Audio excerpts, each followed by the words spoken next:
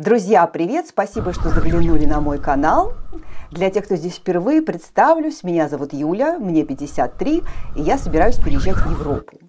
Чтобы найти идеальное место для эмиграции, я проехала по Италии, Испании и Португалии. Этот трип у меня занял около 2 месяцев, если быть точнее, 50 дней. И я создала целый сериал о каждом из городов, о каждом государстве. Сегодня я проведу сравнительный анализ этих 3 государств с точки зрения жизни. Но если вы не смотрели, я вам рекомендовала бы вам посмотреть все серии, чтобы сегодня у вас создалась такая полная картина.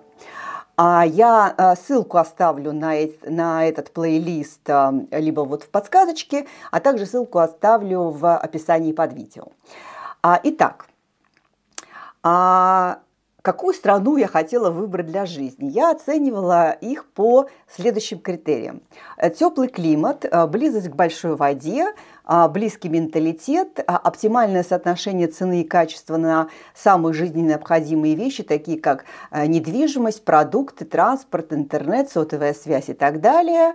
Далее легкость, доступность легализации, богатая культура и история и рынок качественных европейских мужчин. Может быть, будущих моих мужей. Все эти критерии, все эти страны я оценивала по 10-бальной системе. Если вообще круто, это значит 10, если полный отстой – 0. Поэтому в конце мы подведем итоги и увидим, какая страна набрала больше всего баллов, но опять же с моей точки зрения. Ну что, поехали? Я буду подглядывать, потому что здесь у меня такое целое исследование, такое аналитическо-математическое. Начнем с Испании. Климат. Я проехала по побережью Коста-Браво и Коста-дель-Соль. Я путешествовала в декабре, и днем я ходила в пуловере. Температура там колебалась около 20 градусов, и было очень комфортно, необыкновенно комфортно, особенно после наших таких то холодных, то не холодных, таких не самых приятных московских зим. Но по словам местных, на этих побережьях достаточно жаркое лето, особенно на побережье Коста-дель-Соль. Не случайно ее называют Андалусию, где находится это побережье, называют сковородкой Испании. То есть летом там жара может достигать 40 плюс градусов. И поэтому я немножко снизила оценку за климат, ставлю 8. Большая вода. Наверное, тут лишнее говорить, Испания – одно из самых популярных направлений в мире именно для курортного отдыха у моря. Это побережье Коста-Бланка и Коста-дель-Соль. Это широкая полоса песчаных пляжей, чистых, с чистой водой. Многие пляжи имеют голубой флаг, поэтому тут без сомнения ставлю твердую 10. Менталитет. Мне очень нравятся испанцы. Испанцы очень открытые, дружелюбные, временами даже наивные какие-то. Мне вот по моей природе, по моему мироощущению, больше нравятся такие простые, легкие, веселые, душевные люди, чем такие закрытые, немножко отстраненные. Единственный огромный для меня лично недостаток испанцев – это они очень шумные. Радость, Проблема была нормально поспать, по утру особенно, потому что они начинали громко, да и по ночам, кстати, очень любят гулять. И самая большая проблема, когда я записывала интервью, потому что я не помню ни одного случая, когда мы в кафе разговаривали, кто-то либо громко не гоготал, либо не очень так громко разговаривал по телефону, что все знали о том, что в жизни этого человека происходит. Поэтому я немножко снижу оценку испанцам за их шумность. Оценка 8. Цены. Если сравнивать Испанию с другими европейскими странами, особенно теми, кто севернее находится и на севере, в Испании довольно низкие цены и на жилье, если мы не берем в расчет Мадрид и Барселону. Там, конечно, цены тоже, мама, не горюй. И на продукты. Поэтому, наверное, Испания одна из самых экономных стран в Европе. и я ставлю ей твердую 10. Кстати, я как по своей старой журналистской привычке, мы же работаем с большим количеством информации, чтобы как-то ее систематизировать и видеть полную картину, я собрала цены на все жизненно важные вещи вот в этих 3 странах и во всех городах, в которых я побывала. И все это я собрала в единую таблицу, где вы можете увидеть стоимость жизни в той или иной стране, в том или ином городе в этой стране. Эту табличку вы можете найти в моем телеграм-канале. Кстати, заходите туда, подписывайтесь, потому что там я буду делиться такой полезной прикладной информацией для тех, кто собирается переезжать, рассказывать, естественно, о своих ошибках и успехах. И я думаю, что вам этот канал может очень помочь в вашем переезде в другую, ну, по крайней мере, в европейскую страну. А если вам интересны форматы коротких видео о нюансах жизни в Европе, то приходите на мой Инстаграм, там у меня россыпь целая коротких рилсов о жизни в Европе. Приглашаю, буду ждать. Поехали дальше. Легализация. Вот знаете, год назад я бы сказала, что Испания, наверное, занимает первое место по простоте и доступности легализации. Извините, заикаюсь.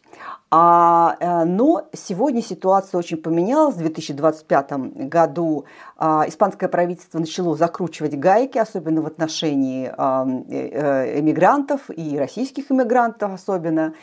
И поэтому я уже не столь оптимистично по этому критерию выскажусь. Раньше в Испании самым простым и легким способом легализации была учебная виза. Человек, независимо от возраста, мог взять учебную визу, учиться, а спустя год-два, сколько ему понадобилось на обучение, он мог модифицировать эту визу в рабочую или в аутонома. Это такой российский ИП. В 2025 году все поменялось, а еще большой плюс, что эту визу, учебную визу Испании можно было получить в самой Испании. Так вот, начиная с 2025 года ситуация просто кардинально поменялась, потому что теперь визу можно получить только в стране проживания или в НЖ. Визу может получить человек только до 30 лет, и она уже не модифицируется в рабочую или аутонома. Очень сложно получить другую визу, которую чаще всего хотят получить люди зрелые, там, после 45, после 50. Это так называемая виза нон-лукратива или без права на работу. Раньше можно было предоставить просто информацию о пассивном доходе, и ее очень легко давали. А сегодня вообще, и особенно для России, ситуация очень ожесточилась, потому что помимо накоплений в размере 30 тысяч евро в год, ты еще должен показать пассивный доход в размере 2500 в месяц. И причем это должен быть настоящий пассивный доход, либо от сдачи в аренду недвижимости, либо от пенсии, либо процента от вкладов. То есть прибыль от бизнеса не подпадает под пассивный доход. И, ну, как вы понимаете, не все люди могут себе позволить такой немалый, достаточно пассивный доход. И поэтому у людей там, моего возраста практически в Испании остается...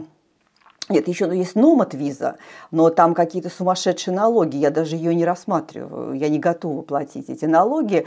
И поэтому сейчас таким, пожалуй, единственным способом легализации в Испании остается легализация по оседлости, когда ты приезжаешь, нелегально живешь в Испании 2 года, а потом легализуешься. Ну, не знаю, я как-то внутренне не готова к этому, и вот за эти не самые лучшие изменения для иммигрантов в Испании я ставлю Испании 2. Культура, ну что сказать. Ну, Испания. Испания вместе с Италией и Китаем попадает в 3 стран с самым большим количеством объектов охраны ЮНЕСКО. В Испании очень много красивых средневековых городов, необыкновенных костелов, архитектурных шедевров, например, Саграда де Фамилия в Барселоне или Альгамбра в Гранаде. Я считаю, что это просто чудеса света. Поэтому Испания, я вообще хотела поставить Испании 10, но следом идет Италия, но круче Италии нет, поэтому я снижу на 1 балл, пусть будет 9 баллов. Мужчины в Испании. Я знакомилась через Tinder.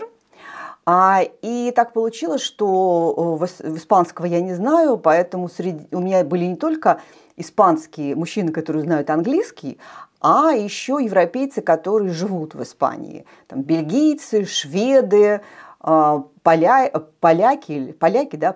были, голландцы. Поэтому я, наверное, буду оценивать не испанских мужчин, а европейских мужчин, которых вы можете встретить в Испании. Они на меня произвели очень благоприятное впечатление.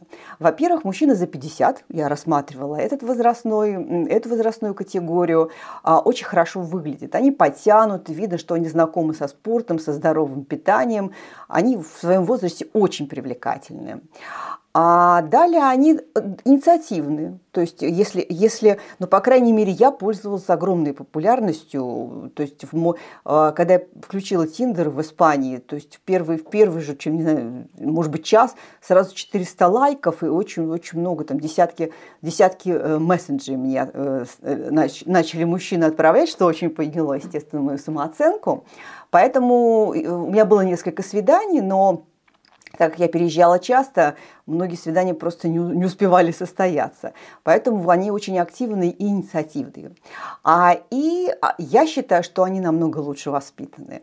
По крайней мере, во время общения с довольно большим количеством мужчин мне никто не задавал вопросов, люблю ли я секс, никто не отправлял мне фото половых органов, никто меня не оскорблял и не бросал каких-то скабрезных шуточек.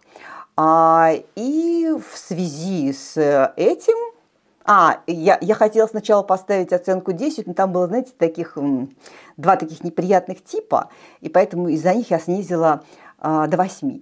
Кстати, если вам интересна тема Тиндера европейского, не скажу, что я большой эксперт, но за эти 50 дней я так попутешествовала и пообщалась, то я могу поделиться с вами своим опытом, отрицательным и положительным. Если вам это интересно, напишите в комментариях Tinder+.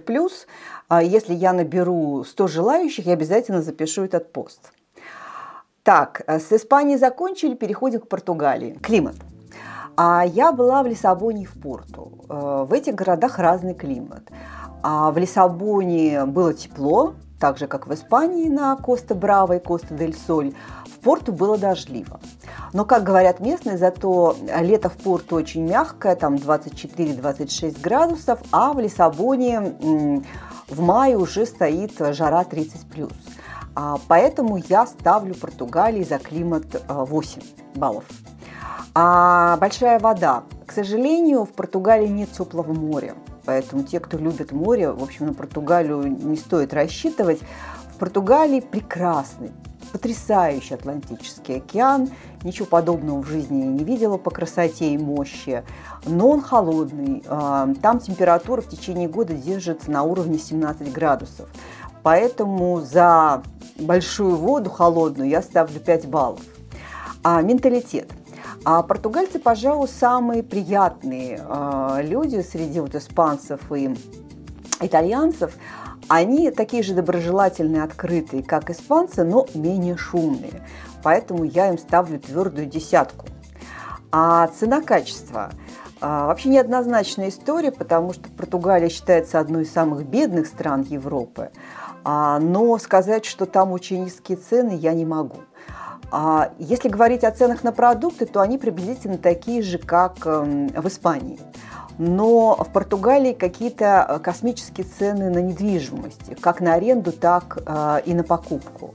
Я боюсь ошибиться, но, по-моему, квадратный метр там чуть ли не в 2 или 3 раза стоит дороже в Лиссабоне и в Порту, в больших городах, чем в больших городах Испании. Это совершенно раздутая, неоправданная цена. И поэтому я ставлю невысокую оценку, но с моей точки зрения 7 за соотношение цены и качества таких жизненно необходимых вещей в Португалии. И, кстати, качество недвижимости в Португалии намного ниже, чем в Испании. Легализация. В Португалии одна из самых доступных и быстрых легализаций в Европе. Там достаточно много, кстати, программ для легализации, можно выбрать самые разные, но я как-то вот сосредоточилась на визе для пенсионеров, для финансово независимых, ее везде по-разному называют. Так вот, если сравнивать эту визу португальскую с испанской, то в Португалии условия более лояльные. Вы должны показать доход, то есть не доход, извините, вы должны показать накопление в размере 12 тысяч евро в год, а в Испании эта сумма 30 тысяч евро. Ежемесячный ваш доход должен быть пассивный 800 евро для Португалии, а для Испании 2500 евро. Чувствуете разницу, да? И еще большой жирный плюс, что люди с этой визой в Португалии могут работать, а в Испании им запрещено работать. Поэтому тут, конечно, у Португалии 100 очков вперед. Но помимо этой визы там есть другие визы, там по открытию П очень простая виза. И самый большой жирный плюс для Португалии, то, что паспорт ты получаешь через 5 лет постоянной жизни в Португалии. В Испании и в Италии этот срок составляет 10 лет. Поэтому я, конечно, ставлю Португалии за доступность и легкость легализации 10 баллов. История и культура. Португалия – страна с большой историей, с потрясающей культурой. Там ее даже нельзя сравнивать с Испанией и Португалией. Она очень самобытна, ни на что не похожая, но Португалия маленькая страна. И вот все эти достопримечательности, какие-то ценные с точки зрения исторической, культурные объекты, вы можете посетить за месяц точно. Поэтому здесь я ставлю 8. Женихи. Так получилось, что в Португалии, в отличие от Испании, я общалась только с португальцами. Португальцы, кстати, все практически неплохо говорят по-английски. В общем, очень симпатичные, хорошо воспитанные, неплохо выглядящие мужчины. Но у меня создалось впечатление, что они очень небогатые, поэтому особо не торопятся приступать к действию. Они долго переписываются. То есть в Португалии, кстати, у меня не было свиданий, в отличие от Испании, Италии, ни с кем. Они очень долго переписывают, что там думают, и я им ставлю 7. Италия. Ой, как я люблю Италию, ребята. Бесподобная страна. Так, в Италии я была в столице Лигурии, в Генуе, и в Савоне. Это такой прибрежный городок в часе езды от Генуи. И он в последние годы очень популярен среди русскоязычных. К тому же там живет моя подруга и новая знакомая, которая занимается оформлением ВНЖ для русскоговорящих. Так, климат. Вообще в Италии самый лучший климат, если сравнить, опять же, с Италией и с Португалией. Потому что там очень такое теплое, хорошее лето, не жаркое, не знойное, там, 30, около 30. Замечательная зима, может быть, не такая теплая, как на юге Испании, там где-то в районе 15 градусов держится, меня это вполне устраивает. И я считаю, что в Италии самый оптимальный климат, если сравнивать с Португалией и Испанией, поэтому ставлю ему 10. Так, большая вода. Италия, так же как и Испания, одно из самых популярных курортных мест для туристов со всего мира, поэтому в той же Лигурии там прекрасные пляжи песчаные, но они еще очень живописные, потому что они окружены необыкновенно живописными зелеными горами и сумасшедше атмосферными, по-моему, в Италии нет ни атмосферных городков, атмосферными этими городками, с узкими улочками, с кафешками, с запахами. Италия, она неповторима. Поэтому я по критерию «большая вода» ставлю Италии 10. Менталитет. Итальянцы, в отличие от испанцев и португальцев, люди более сдержанные. По крайней мере, я говорю про север. Юг может быть и такой. Они более сдержанные, но они все-таки воспитанные, доброжелательные. Заподозрить их в каком-то снобизме и высокомерии я не могу. Но почему-то мне вот они не очень зашли, я ставлю 6. А цена-качество. Ну, Италия однозначно дороже Испании и Португалии. Опять же, если говорим про Португалию, недвижимость Португалии – это отдельная статья, не поддающаяся объяснению. В Португалии вообще цена на недвижимость выше, чем в Испании и Португалии. По остальным опциям Италия дорогая. Продукты, транспорт, ну, кстати, мобильная связь, интернет не помню, но вот продукты, аренда жилья и вот разные другие опции, ну, где-то она дороже процентов на 30, чем Испания и Португалия. Ну и, наверное, поэтому я ставлю Италии 6. Легализация. В Италии нет такого разнообразия виз, как в Испании и Португалии. Но там есть одна замечательная виза для зрелых людей, которая, в общем, компенсирует отсутствие вот этих виз. Это виза для фрилансеров или ИП. Вы открываете в Италии ИП, становитесь индивидуальным предпринимателем и платите 15% налогов. И ваша прибыль, минимальная прибыль должна быть 8 тысяч евро в год. То есть это очень невысокая цена, ее несложно эту прибыль получить. И вот эта виза, ни одна виза ни в Испании, ни в Португалии не дает такого низкого налога и такого низкого порога входа. Вот 8 тысяч евро – это очень невысокий вход. Но в Италии, как уже сказала, долго ждать паспорт придется, так же, как и в Испании, 10 лет, поэтому ставлю оценку 5. История, культура. Ну, тут вообще без комментариев. Италия, по-моему, number one среди стран, куда народ едет именно за культурно-историческим туризмом, потому что по количеству красоты, истории, развалин и каких-то шедевров на 1 квадратный километр Италия, она впереди планеты всем. Тут просто твердая десятка. Женихи. Слушайте, я не знаю, может быть, мне просто не повезло, потому что я, например, встретила в время путешествия женщину, которую итальянец с 2 детьми перевез в Италию и прям все проблемы решил. Я не говорю, что все итальянские женихи плохие, но мне не повезло, потому что у меня создалось ощущение, что они тоже особо не богаты, но есть не какая-то хитрожопость. Они вот хотят тебя обхитрить и за полушку купить твое расположение, секс с тобой. Я в подтверждение своих слов расскажу историю. Это дело было в Генуе.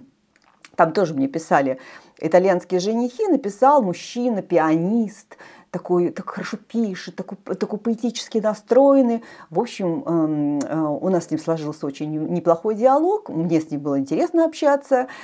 И он пригласил меня на свидание. И почему-то свидание сразу назначил у себя дома. Но я написала, что не готова так быстро, мы еще не знакомы. Он говорит: окей, я куплю бутылку вина, мы сядем рядом с моим домом, выпьем бутылку вина, а потом пойдем ко мне слушать, как я играю на рояле. Не знаю, я не скажу, что я женщина не романтична, но мне это предложение не понравилось, особенно если учитывать, что в это время на улице шел дождь и было довольно холодно. Поэтому, в общем, наверное, из-за этого мужчины представление об итальянских женихах у меня не айс, и им я ставлю 5. Итак, та-да-да-да, подводим итоги. Испания с Португалией набрали 55 баллов, а Италия чуть-чуть отстала. 52 балла. Вы знаете, ты же оцениваешь место не только с математической, рациональной точки зрения. Тут еще есть понятие любви. Вот если бы я выбирала по любви, конечно, я бы выбрала Италию. Италия, она это совершенная страна для любителей культуры, истории, любителей хорошо, красиво поесть, любителей красивой природы. В Италии все это есть и есть в избытке. Но если подключать рациональность к моему анализу мест для жизни в Европе, то все-таки Италия дороговата. Для меня она дороговата. Я, насколько знаю, там особо есть большие проблемы с работой, там большая безработица. Поэтому все-таки я остановила свой выбор на Испании. А почему не Португалии? Потому что Португалия, она беднее, чем Испания. Это видно и по домам, и потому как люди одеваются, и по кухне, и по кафешкам. Видно, что, в общем, в Португалию не только недавно стали вкладываться деньги, она такая вся разнородная. Ну и, конечно, большой жирный минус – это космические цены на аренду квартиры. Поэтому, в общем, вот сердце мое, если еще к нему подключить разум, выбрало Испанию. А теперь по поводу городов в Испании, где я хотела бы и могла бы жить, которые я посетила. Я посетила Валенсию, Аликанте, Торревьеху и Малагу.